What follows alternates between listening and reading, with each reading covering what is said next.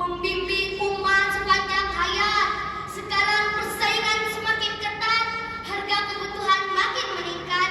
Di media sosial banyak yang tersesat. Ini pertanda iman harus makin kuat. Nauzubillahi min dzalik. Semoga kita dijauhkan dari fitnah akhir zaman dan menjadi generasi milenial yang beriman. Amin ya Allah ya Rabbal Alamin.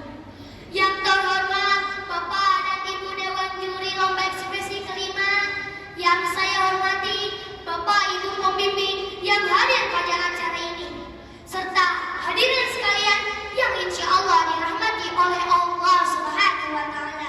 Amin ya Allah ya Rabbal Alamin. Hadirin yang saya hormati, zaman sekarang disebut juga dengan zaman milenial, zaman yang serba digital, serba cepat, dan penuh dengan kemudahan. Kita bisa belajar lewat handphone, berdakwah lewat media sosial, bahkan silaturahmi yang cukup dengan satu kali klik saja. Tapi, apakah semua kemudahan itu membuat kita semakin dekat kepada Allah? Atau justru menjauh darinya? Menjadi generasi milenial yang islami bukan berarti harus meninggalkan teknologi, tapi menggunakannya dengan cara yang diridhai oleh Allah Subhanahu wa Ta'ala. Kita boleh modern, tapi jangan sampai kehilangan adab. Boleh gaul, tapi harus tetap menjaga iman. Rasulullah Shallallahu Alaihi Wasallam bersabda, sesungguhnya aku diutus untuk menyempurnakan akhlak yang mulia. Hadis riwayat Ahmad. Hadis ini seakan menegur kita, wahai generasi muda, bahwa sehebat apapun teknologi yang kita punya, tidak akan berarti bila akhlak kita rusak. Apa gunanya ponsel canggih kalau digunakan untuk menyebarkan kebencian? Apa artinya media sosial kalau malah membuat kita lupa bersyukur? Maka menjadi generasi milenial yang islami berarti kita harus meneladani akhlak Rasulullah Sallallahu Alaihi Wasallam. Ramah dalam berkata, sopan dalam bertingkah, dan jujur dalam setiap perbuatan.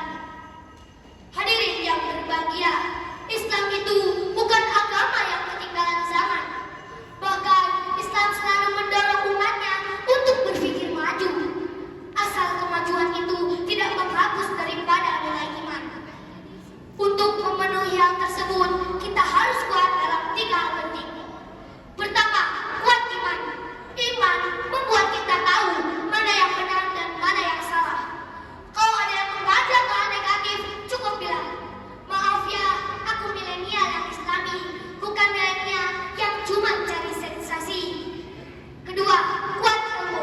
Dengan ilmu, kita bisa membedakan mana kebaikan dan mana keburukan. Tapi ilmu tanpa iman seperti pohon tanpa akar, mudah tumbang.